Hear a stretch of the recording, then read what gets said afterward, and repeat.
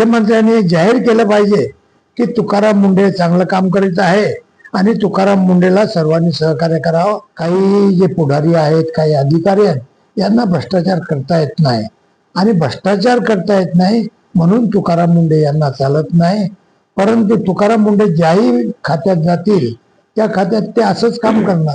21 वर्षात 25 बदल्या याच्यासाठी झाल्या की त्यांनी वरिष्ठांचं ऐकलं नाही, बेकायदेशीर काम करणं. त्यांनी वरिष्ठांपर्यंत पैसा पोहोचवला नाही. मागचा अनुभव लक्षात घ्या.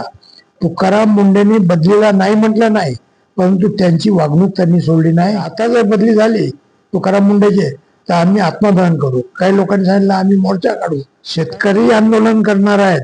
जर मुंडेची बदली झाली तर मुंडेची बदली झाली तर शेतकऱ्यांचं म्हणणं आहे की आमचा लॉस आहे. जर मुख्यमंत्री कुठे दौऱ्यावर गेले कोणतेच दुकानं बंद होत नाही. पण एक तुकाराम मुंडेचं नाव ऐकलं की तुकाराम मुंडे येऊन राहिले, पटापट मार्केट बंद होते. राज्याचे अन्न व औषध प्रशासन आयुक्त म्हणून IAS अधिकारी तुकाराम मुंडे हे नियुक्त झाल्यापासून राज्यभरात मोठा कारवाईचा धडाका सुरू आहे आणि या संदर्भातच त्यांचं विविध स्तरातून कौतुक होत असतानाच त्यांच्याविषयी अनेक प्रतिक्रिया देखील उमटू लागल्या आहेत. बुलढाणा जिल्ह्याच्या मेहकर विधानसभा मतदारसंघाचे माजी आमदार राहिलेले आणि एकेकाळी मंत्री असलेले सुबोध सावजी यांनी तर थेट राष्ट्रपतींकडे त्यांच्याविषयी सन्मानाची मागणी केलेली. आपण थेट सुबोध सावजी यांच्याशी बोलूया.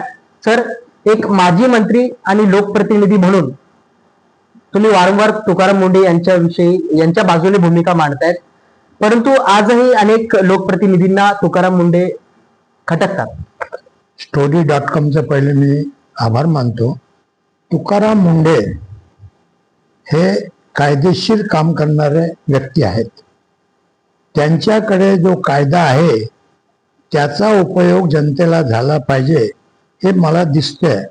आज त्यांच्या 21 वर्षात 24 बदल्या झाल्या. याचं कारण ते भ्रष्टाचारी नाहीत, ते कोणाचं मन राखत नाही आणि बेकायदेशीर काम करत नाही. ज्यांना यांच्याकडनं बेकायदेशीर काम करून घ्यायचं त्यांना हे चालत नाही. परंतु माझा विश्वास आहे तुकाराम मुंडे सारखे जर सर्व अधिकारी मंत्रालयात असतील, महाराष्ट्र शासनात असतील तर महाराष्ट्र शासन सुजलाम सुफलाम झाल्याशिवाय राहणार नाही. म्हणून मी तुकाराम मुंडेला पाठिंबा देतो. मंडळी कुठल्याही पक्षाचे असो, परंतु तुकाराम मुंडे यांची आतापर्यंत बदली झालेली आहे, त्यासाठी नेतेच कारणीभूत असल्याचं खरी गोष्ट ही. कारण असं तुम्ही पहा, ज्या खात्यात हे आहेत सध्या त्या खात्याचे मंत्री यांचे जर महाराष्ट्रभर आपण व्हिडिओ पाहिले असतील, व्हिडिओ त्यांच्याच खात्यात अधिकाऱ्यांनी पैसे खाल्ले. आज मुख्यमंत्र्याच्या खात्यात अधिकारी पैसे खातात, जिल्ह्यात पैसे खातात आणि याला सहकार्य करतात नेते मंडळी. म्हणून अशा नेत्यांना तुकाराम मुंडे सारखे चालत नाहीत, हे स्पष्टच गोष्ट आहे ना. तुकाराम मुंडे यांच्यासाठी नेमकी मुख्यमंत्र्यांनी काय भूमिका घेणं अपेक्षित? माझा तर मी पत्र दिलं मुख्यमंत्र्यांना की जसं मी महामहिम राष्ट्रपतीकडे तुकाराम मुंडेसाठी मागणी केली की यांचा राष्ट्रपतींनी मान सन्मान करावा. मी मुख्यमंत्र्याला माझं पत्र दिलं की माझ्या पत्रावर तुम्ही पत्र द्या, मंत्रिमंडळाचं सहमत आहे, यांना राष्ट्रपतींनी पुरस्कार द्यावा. आणि दुसरी गोष्ट अशी की मुख्यमंत्र्यांनी जाहीर केलं पाहिजे की तुकाराम मुंडे चांगलं काम करीत आहे आणि तुकाराम मुंडेला सर्वांनी सहकार्य करावं. म्हणजे महाराष्ट्र मंत्रिमंडळाचा यांना पाठिंबा आहे.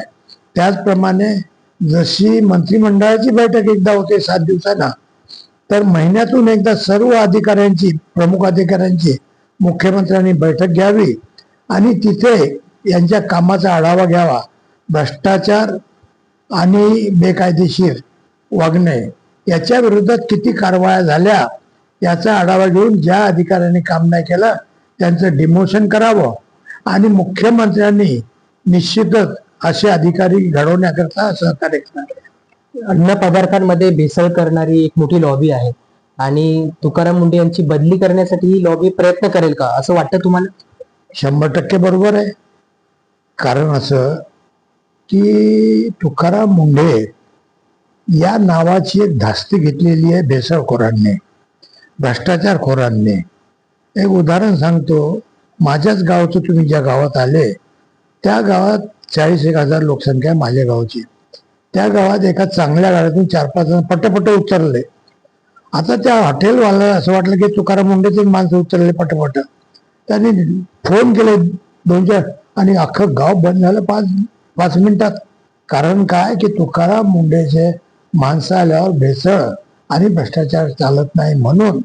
पण तुकाराम मुंडे सारखे जर माणसं असले तर काही जे पुढारी आहेत, काही अधिकारी आहेत, यांना भ्रष्टाचार करता येत नाही. आणि भ्रष्टाचार करता येत नाही म्हणून तुकाराम मुंडे यांना चालत नाही. परंतु तुकाराम मुंडे ज्याही खात्यात जातील त्या खात्यात ते असंच काम करणार. त्यांच्या 21 वर्षाच्या कार्यकाळात 25 बदल्या झालेल्या आहेत आणि आपण जर पाहिलं तर एक सत्ताधारी म्हणून काय भूमिका घेणं गरजेचं? 21 वर्षात 25 बदल्या याच्यासाठी झाल्या की त्यांनी वरिष्ठांचं ऐकलं नाही, बेकायदेशीर काम करणं आहे. त्यांनी वरिष्ठांपर्यंत पैसा पोहोचवला नाही, हेच माझा अनुमान आहे याच्या बाबतीत.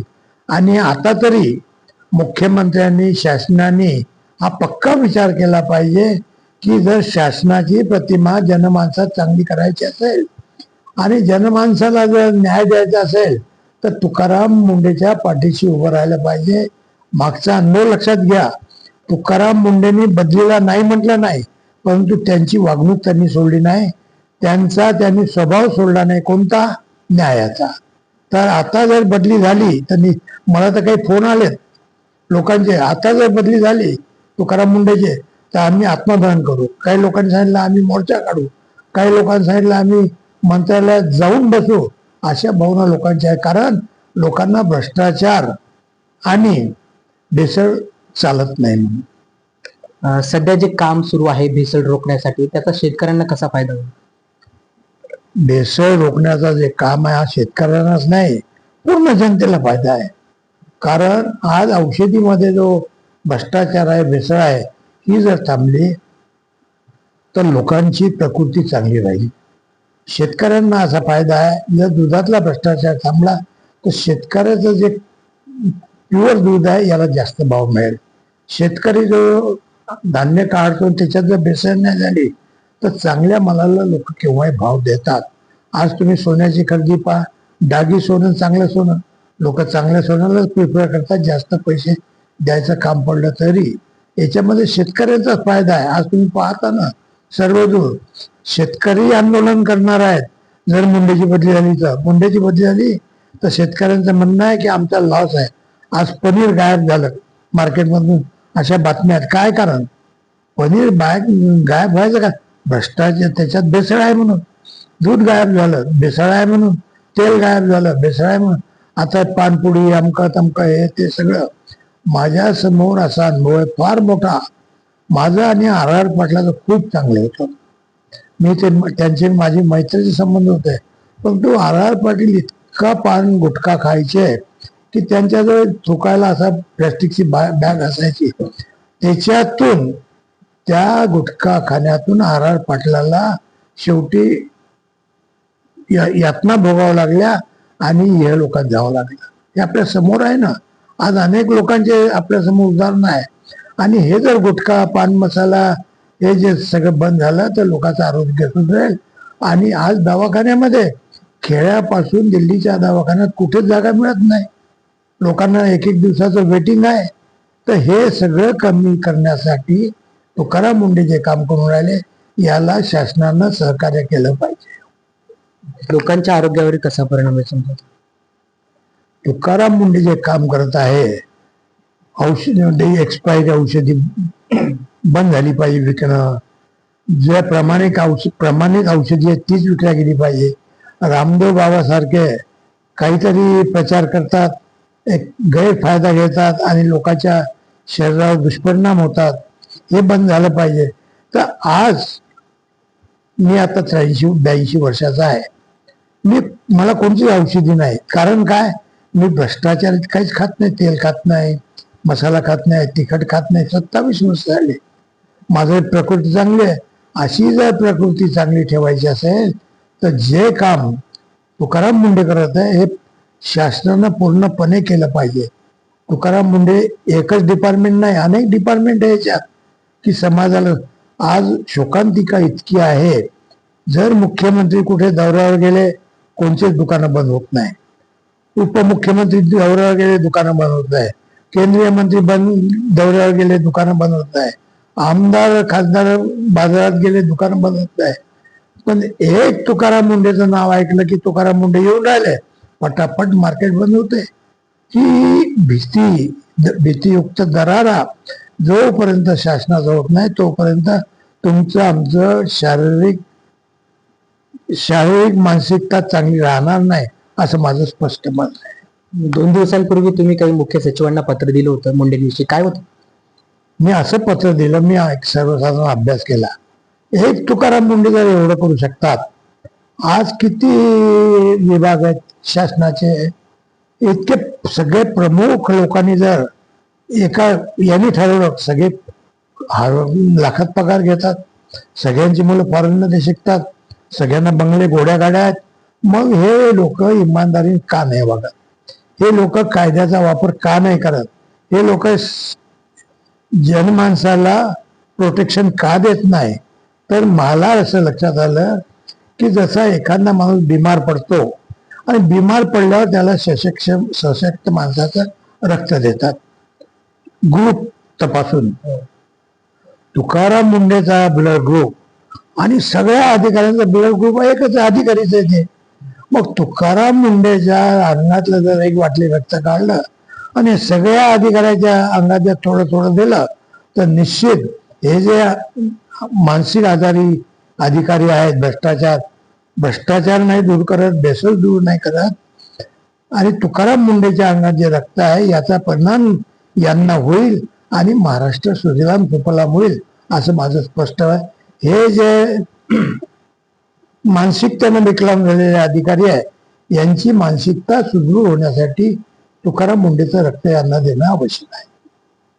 नाही, नक्कीच आपण पाहिलं की IAS अधिकारी तुकाराम मुंडे यांच्याप्रमाणेच इतरही अधिकारी असावेत, अशी जी स्पष्ट भूमिका जी आहे आपल्या रोखठोक विधानांनी सुबोध सावजी यांनी व्यक्त केली आहे. story.com साठी अभिषेक वरपे, मेहकर, बुलढाणा.